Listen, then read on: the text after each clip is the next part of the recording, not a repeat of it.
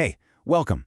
Today we're going to talk about something really interesting happening in Chile's corporate world. It's a paradox, really. You see, the country is producing more brilliant minds, more PhDs, than ever before. But these experts, they're basically locked out of the boardroom. And you might be thinking, so what? Well, it matters a whole lot, because this isn't just some small oversight. It's actively holding back innovation and could shape the entire country's economic future. So check this out. This really lays out the whole paradox in black and white. For the last 20 years, the number of PhDs in Chile has been going up and up and up. But if you look at who's sitting on corporate boards, the places where the biggest, most important decisions get made, they're practically invisible. It's almost zero. So what's the deal? Why is all this incredible brainpower just being left on the sidelines? All right, to really get to the bottom of this, we're going to break it down into 5 parts. First, we'll lay out the paradox itself. Then, we'll dig into the real roots of why this is happening. After that, we'll look at the actual cost. Yeah, there's a price tag.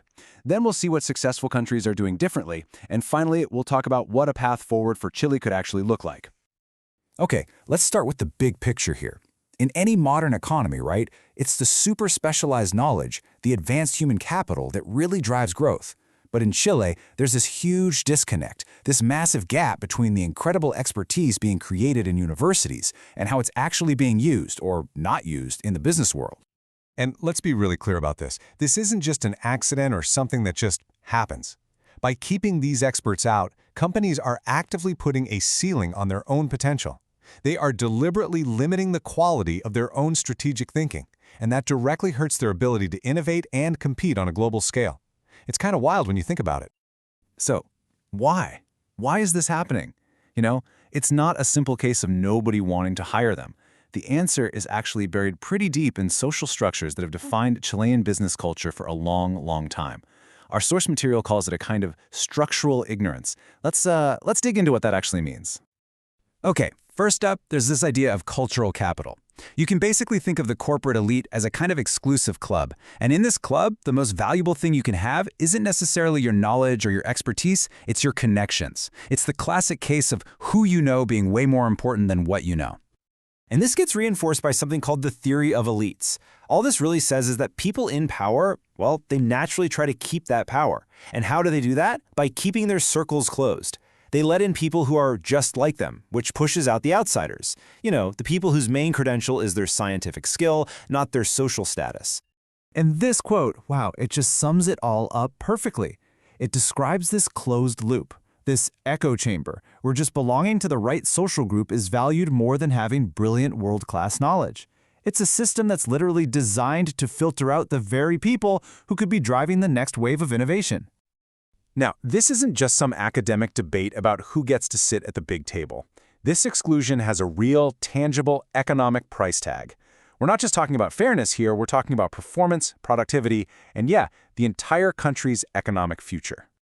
And what it creates is this self-feeding, vicious cycle, right? It starts with an economy that's mostly based on exporting raw materials, which frankly doesn't need a ton of innovation. Since innovation isn't a top priority, highly educated people like PhDs aren't seen as valuable for top jobs. And because those experts aren't in the room, well, there's no one pushing for more investment in research and development. So the cycle just keeps going, and the economy stays kind of stuck. The direct result of all this is what experts call a reduced technological absorption capacity. It sounds complicated, but it's simple. It just means companies lose their ability to spot, understand, and actually use new global technologies to get ahead.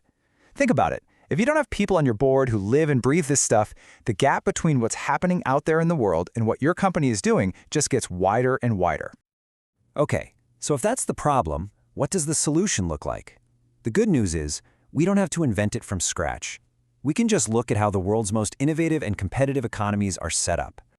So, in total contrast to that vicious cycle we just talked about, countries like Germany, or South Korea, or Finland, they've built virtuous cycles. They weave scientific research right into their business strategy. They don't just stick PhDs in a lab somewhere. They put them on corporate boards to help guide the biggest decisions. And the result?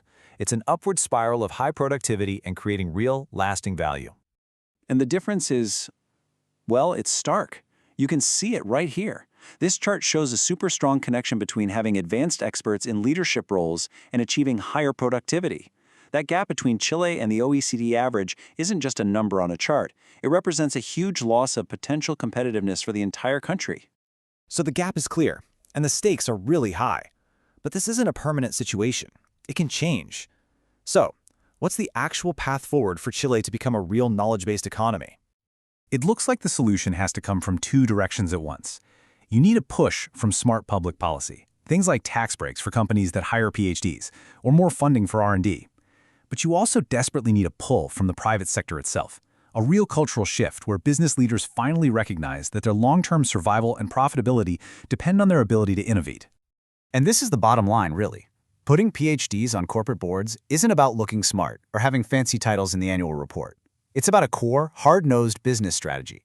It's an absolutely essential move for any company that wants to actually compete and win in the 21st century global economy. So that brings us right back to this powerful idea of structural ignorance.